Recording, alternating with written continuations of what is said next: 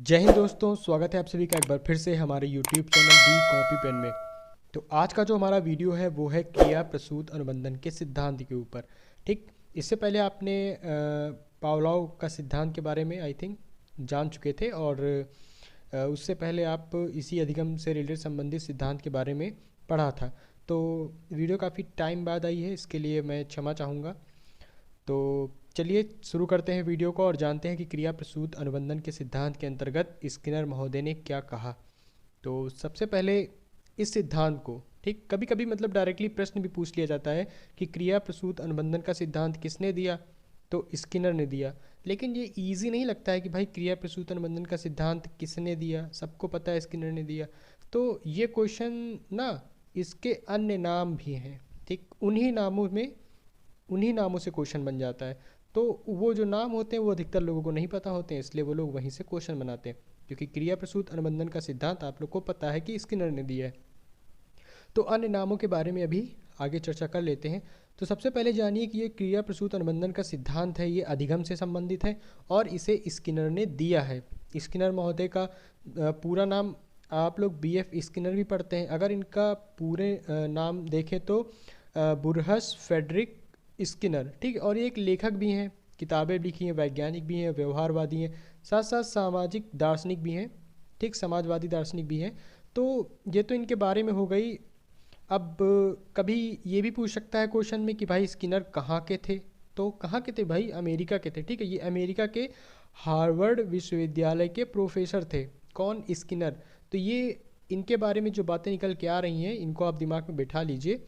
ठीक, अमेरिका के थे और हार्वर्ड विश्वविद्यालय के प्रोफेसर थे, वैज्ञानिक भी थे, व्यवहारवादी भी थे और लेखक भी थे। और क्रिया प्रसूत अनुबंधन का इन्होंने सिद्धांत दिया। और इनकी बुक है। कौन कौन सी दो प्रसिद्ध बुक है इनकी? द बिहेवियर ऑफ ऑर्गेनिज्म, ठीक है, द बिहेवियर ऑफ ऑर्गेनिज्म, और है बियॉन्ड फ्रीडम एंड डिग्निटी। ठीक, ये दोनों बुक हैं, आप ध्यान में रख सकते हैं, क्वेश्चन में पूछ ली जाती है, ये ज़्यादा इंपॉर्टेंट है बिहेवियर ऑफ वाली। ठीक, अब इन स्किनर के बारे में थोड़ी सी बात हो चुकी है, अब हम देख लेते हैं कि अन्य नाम कौन कौन से हैं। ठीक, तो क्योंकि अन्य नाम से भी क्वेश्चन बन जाते हैं। तो क्रिया प्रसूत जो अनुबंधन का सिद्धांत है इसको हम लोग सक्रिय अनुबंधन का सिद्धांत भी कहते हैं, RS सिद्धांत भी कहते हैं। ठीक, आर का मतलब वही पुनर्बलन यानी री इन्फोर्समेंट। ठीक, और थॉर्नडाइक ने जहाँ SR थ्योरी की बात की थी वहीं इन्होंने RS थ्योरी की बात की है। क्यों? क्योंकि ये पुनर्बलन पर ज़्यादा जोर देते हैं, अनुक्रिया पर ज़्यादा जोर देते हैं। और कार्यात्मक प्रतिबद्धता का सिद्धांत भी कहा जाता है, अभिक्रमित अनुदेशन का सिद्धांत भी कहा जाता है, नैमित्तिक अनुबंधन का सिद्धांत भी कहा जाता है, इंपॉर्टेंट है, आप ध्यान में रख सकते हैं। अधिगम के पुनर्बलन का सिद्धांत भी कह सकते हैं, ये भी आप ध्यान में रख सकते हैं। और स्किनर का बॉक्स प्रयोग, ठीक, मतलब इन्होंने चूहे पर जो प्रयोग किया था वो स्किनर बॉक्स में किया था, मतलब जिस बॉक्स जो बनाया था उसको हम लोग स्किनर का बॉक्स कहते हैं और उसी में प्रयोग किया था, इसलिए इसका नाम क्या पड़ गया? स्किनर का बॉक्स प्रयोग। तो ये अन्य नाम हैं, आप इनको ध्यान में रख सकते हैं। और बाकी स्किनर के बारे में जो थोड़ी सी बात हम लोगों ने चर्चा की थी वो भी आप ज़रूर ध्यान में रखें। अब इनमें मतलब प्रयोग संबंधी बात आती है कि भाई ये जो क्रिया प्रसूत अनुबंधन का सिद्धांत है ये कोई ना कोई प्रयोग के बाद ही निकला होगा। ऐसे तो स्किनर महोदय ने रटी रटाई चीज़ तो है नहीं कि स्किनर महोदय और लिख दिए बन गया क्रिया प्रसूत अनुबंधन का सिद्धांत। तो इन्होंने प्रयोग किए थे, तो चूहे पर और कबूतर पर, ठीक, दो अलग अलग प्रयोग इन्होंने किए थे। और चूहे पर प्रयोग 1938 में किया था, जो इन्होंने सफ़ेद चूहा लिया था। और भूखा चूहा भी लिया भाई, भूखा चूहा ही इस प्रयोग में कारगर सिद्ध होगा। ठीक है, क्योंकि पेट जब भरा रहेगा तो वो कोई क्रिया ही नहीं करेगा, आराम से चिल मार के सोएगा। तो इसलिए इन्होंने भूखे चूहे को अपने प्रयोग में उपयोग किया और एक कबूतर पर प्रयोग किया था। तो चलिए सबसे पहले चूहे पर इन्होंने कैसे प्रयोग किया था, जिससे इस सिद्धांत के बारे में उन्हें जानकारी मिली, देखते हैं। तो भाई इन्होंने एक स्किनर बॉक्स लिया, इसमें एक भूखे चूहे को रखा और यहाँ कुछ छड़े हैं और ये मतलब एक भोजन यहाँ से आता है और ये लीवर है और यहाँ पे लाइट्स थी और एक स्पीकर यहाँ पे था। ठीक, बाकी इसमें ना ये पूरा आवाज़ जो थी बाहर की वो अंदर नहीं आ पाती थी, ये ऐसा बॉक्स बनाया गया था। तो इन्होंने क्या किया कि भाई इसमें एक भूखे चूहे को बॉक्स में छोड़ दिया। ठीक, तो जब भाई भूखे चूहे को कोई भी बॉक्स में जब छोड़ोगे तो सबसे पहले तो भाई इधर उधर उछलेगा, कूदेगा, घूमेगा फिरेगा, कहाँ से बाहर निकले, कौन सी जगह उसे मिल जाए जहाँ से वो बाहर जा सके।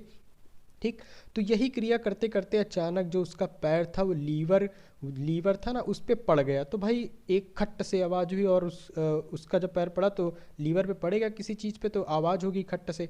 ठीक, फिर उसके बाद क्या हुआ कि जब उसका पैर पड़ा तो यहाँ से भाई उसको भोजन मिल गया। ठीक, अब उसने भाई खा लिया। अब इस पे उसने ध्यान नहीं दिया कि कैसे उसे भोजन मिला। फिर यही करता रहा, फिर भाई भोजन मिल जाता जब भी उसका पैर लीवर पे पड़ता।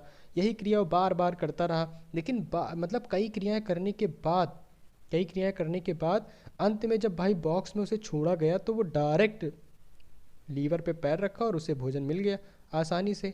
तो उसने क्या किया कि उसने लीवर दबाने की अनुक्रिया सीख ली कि भाई लीवर दबाएंगे भोजन मिलेगा। ठीक, तो यही चूहे पर प्रयोग था और इसी के द्वारा उसने अधिगम का क्रिया प्रसूत अनुबंधन का सिद्धांत दिया। ठीक, अगर इसके प्रयोग को आप थोड़ा डिटेल में पढ़ना चाहते हैं तो आइए वो भी देख लेते हैं। ठीक है, जल्दी से देखेंगे क्योंकि आप पीछे की बातें समझ चुके हैं। तो अपनी प्रयोग प्रक्रिया में स्किनर ने भाई जिस मंजूसा या जिस बॉक्स का निर्माण किया था उसे स्किनर बॉक्स के नाम से जानते हैं। ठीक, क्लियर है। भूखे चूहे को इस बॉक्स में प्रयोज्य बनाया गया। इस बॉक्स मतलब प्रयोग के लिए भूखे चूहे का उपयोग किया गया। इस बॉक्स के अंदर छड़ रूपी लीवर को दबाने से भोजन की तस्करी में भोजन तस्तरी लिखा हुआ है में भोजन क्या हुआ गिरता था। स्किनर ने चूहे की क्रियाओं पर विचार व्यक्त करते हुए लिखा कि चूहा इस बॉक्स के अंदर चारों ओर घूमता और लगी हुई छड़ों पर खड़ा हो जाता है। इस प्रकार की गतिविधियों में छड़ रूपी लीवर जब दब जाता है और बजने से ध्वनि निकलती है और भोजन की जो तस्तरी में खाना गिरता है उसे प्रथम बार चूहा देख नहीं पाता। ऐसी परिस्थितियों में चूहा अपनी गतिविधियों को जारी रखता है। कुछ समय बाद शीघ्र अथवा देर से चूहा भोजन को देखता है और उसे प्राप्त कर लेता है। इसके बाद की गतिविधियों में चूहा उसी लीवर को पुनः दबाता है जिससे भोजन की तस्तरी में उसी क्रम में ध्वनि के साथ खाना गिरता है। कुछ समय बाद चूहा खाना देख लेता है और उसे खा लेता है। आगे के प्रयासों में चूहा लीवर दबाता है और शीघ्र ही खाना प्राप्त कर लेता है।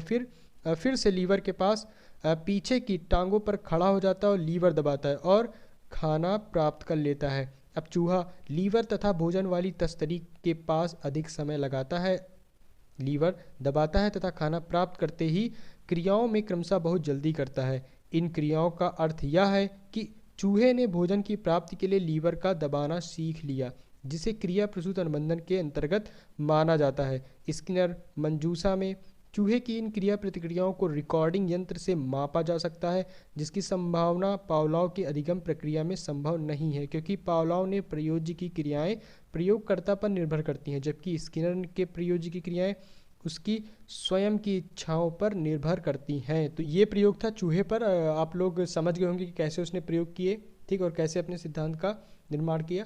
ठीक है, तो ये बात हो गई चूहों पर प्रयोग की। आगे है कबूतर पर प्रयोग। ठीक है, लेकिन अभी उसको बाद में चर्चा करेंगे, पहले और चीज़ें देख लेते हैं। स्किनर के अनुसार क्रिया प्रसूत अनुबंधन सिद्धांत में उद्दीपक सबसे महत्वपूर्ण होता है और एक तरह का बाह्य पुनर्बलन अथवा पुरस्कार स्वरूप होता है। ठीक है, चूहा इसमें क्या था, अनुक्रिया करता था और भोजन जो था वो पुनर्बलन का कार्य कर रहा था। स्किनर कहते हैं कि भाई क्रिया करते रहना चाहिए तथा क्रिया के तुरंत बाद बालक को पुनर्बलन देना चाहिए, क्योंकि पुनर्बलन करने से क्रिया करने की गति में तीव्रता आ जाती है।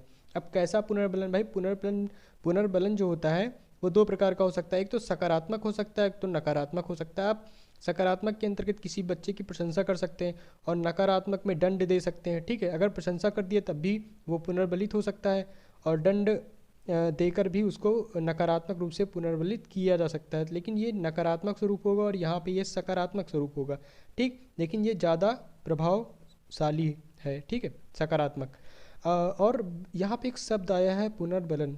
ठीक, तो पुनर्बलन का सिद्धांत जो दिया था वो क्लार्क एल हल ने दिया था। इसको आप याद कर लीजिए, ये अलग से एक सिद्धांत है। ये शब्द आया तो इसीलिए मैंने यहाँ पे लिख दिया है कि पुनर्बलन का जो सिद्धांत है वो क्लार्क एल हल ने दिया है। ठीक है, अगर हम स्किनर के कबूतर पर जो उसने प्रयोग किए थे उसकी बात करें तो भाई उसने एक ऐसा बॉक्स बनाया जिसमें एक ऐसा बॉक्स लिया जिसमें भाई कबूतर को रखा और उसमें एक कुंजी थी। ठीक है, जब कबूतर उस कुंजी पर अपनी चोंच मारता था तो उसको दाना मिल जाता था। तो जैसे चूहे ने कई बार प्रयोग मतलब अपने आप प्रयास किया होगा, ठीक, कि लीवर पे पैर दबते ही उसे भोजन मिल जाता है, वैसे ही कबूतर ने भी ऐसी अनेक क्रियाएं की होंगी, तब उसे पता चल गया होगा अंत में कि जब मैं उस कुंजी पर अपनी चोंच मारूंगा तब मुझे दाना मिल जाएगा। तो इसी से संबंधित है। तो ये था कबूतर पर प्रयोग।